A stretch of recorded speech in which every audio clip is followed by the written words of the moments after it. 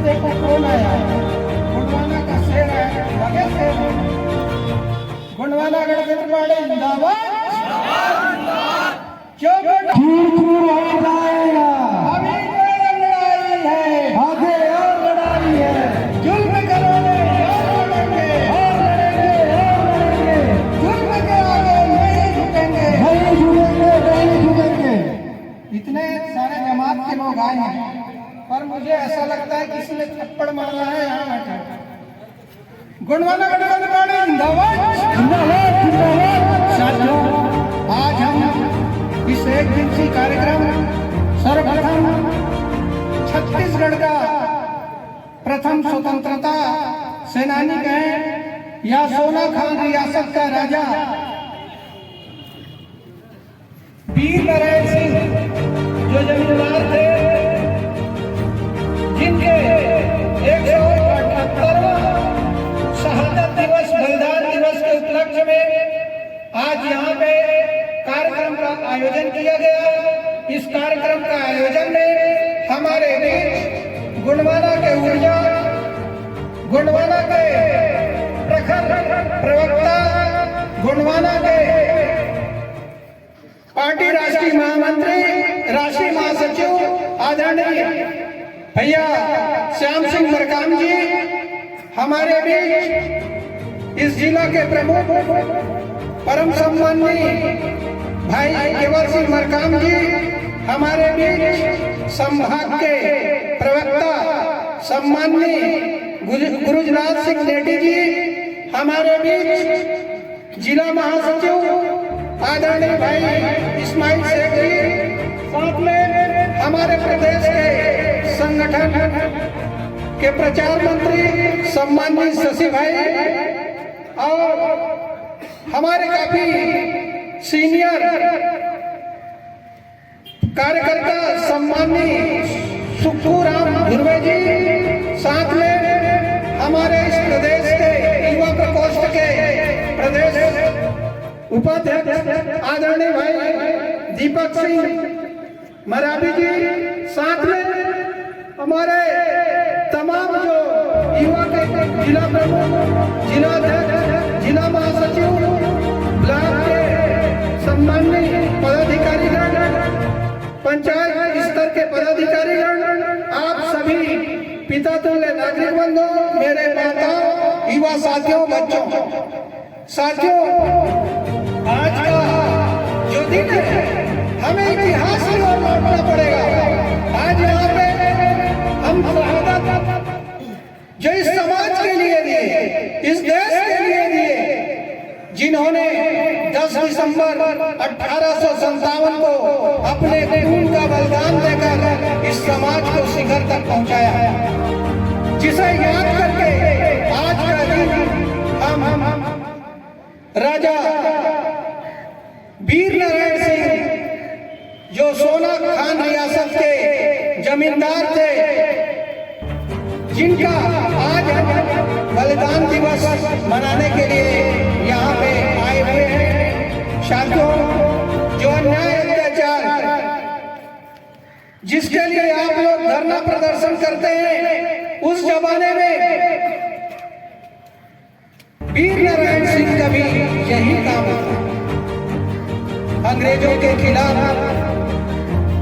जो गुरिल्ला युद्ध, देश की आजादी के लिए शोषकों के खिलाफ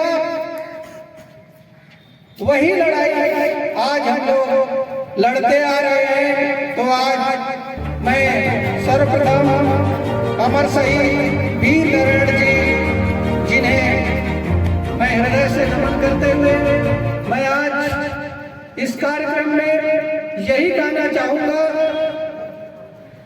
आप सभी लोगों को मालूम है, हम भाजपा हो चाहे कांग्रेस हो, इनका हम कोई बुराई नहीं करते। इनका षड्यंत्र को पूरे दुनिया के लोग जानते हैं।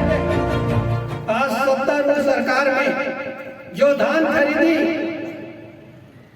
हो रहा है, जिसके कुछ ही देर बाद जिनके बारे में यहाँ के पूर्ववर्ती कांग्रेस सरकार के पदाधिकारियों ने प्रशासन को ज्ञापन दिया, उनका यही कहना था कि आपने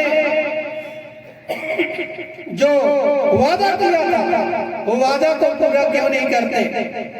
31 रुपये धान खरीदी, 31 रुपये प्रति किलो धान खरीदी का जो उनने वादा किया था और 21 क्विंटल प्रति एकड़ धान खरीदने का वादा किया था, पर ये सरकार मुकर गई। तो साथियों, आज हमारे साथ जो अन्याय अत्याचार हो रहा है इसका प्रतिकार करना हम सबका दायित्व है, हम लोगों का जिम्मेदारी है। तो जिनका शहादत इसी क्रम में था, जो अन्याय अत्याचार करने वालों के खिलाफ, शोषकों के खिलाफ जिनका लड़ाई था, आज हम लोग भी गोंडवाना के लोग हमारे साथ अन्याय अत्याचार होता है जिसके खिलाफ भी संघर्ष करते हैं, स्ट्रगल करते हैं और लड़ाई लड़ते हैं।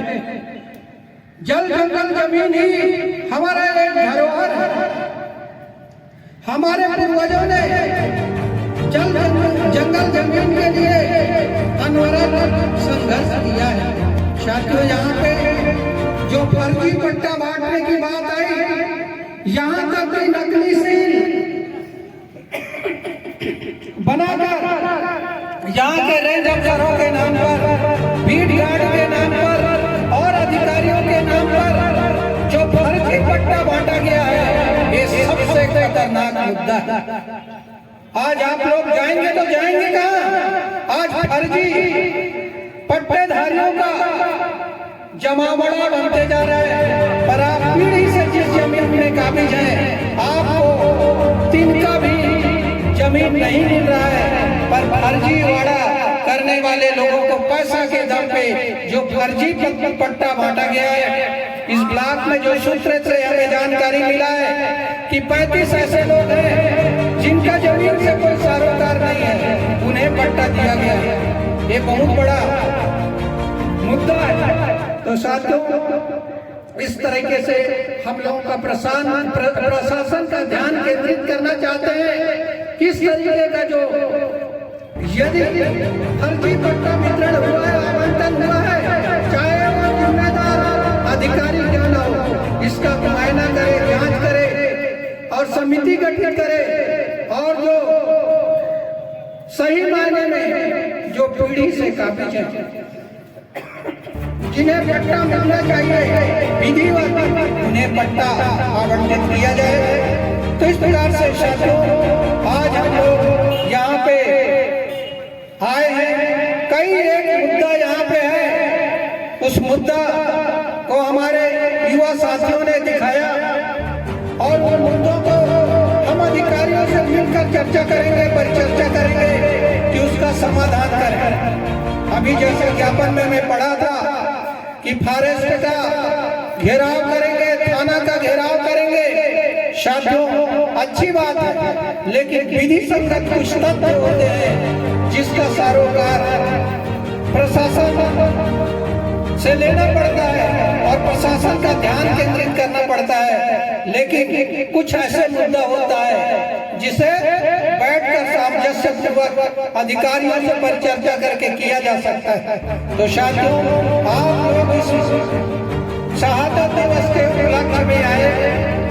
चूंकि समय भाव को देखते हुए मैं ज्यादा वक्त तो नहीं लेना चाहूंगा, आप लोगों को यही बताना चाहूंगा, ये जो हल्का है, ये जो इलाका है, ये भारत की संविधान की 5वीं अनुसूची में दर्ज है, जिसे फिफ्थ शेड्यूल एरिया कहा जाता है। और इस देश में 10 राज्य ऐसे हैं जो 5वीं अनुसूची क्षेत्र में आते हैं। यहाँ पे जमीन के मामले में सुप्रीम कोर्ट ने जो निर्णय दिया है, जजमेंट दिया है 2018 में, 2013 में, 2008 में, वो स्पष्ट हो चुका है कि इस क्षेत्र में आदिवासियों का जमीन क्रय विक्रय नहीं होता। यदि क्रय विक्रय हुआ है तो जमीन शून्य माना जाएगा। लेकिन आप लोग का जो संगठन है, आपका जो सत्ता है, आपका जो सत्ता होना चाहिए, हम लोग ऐसा काम नहीं किए, इसलिए हम लोग लड़ाई नहीं लड़ पा रहे हैं। तो मैं यही कहना चाहूंगा, आप अपने संगठन को सशक्त बनाइए, मजबूत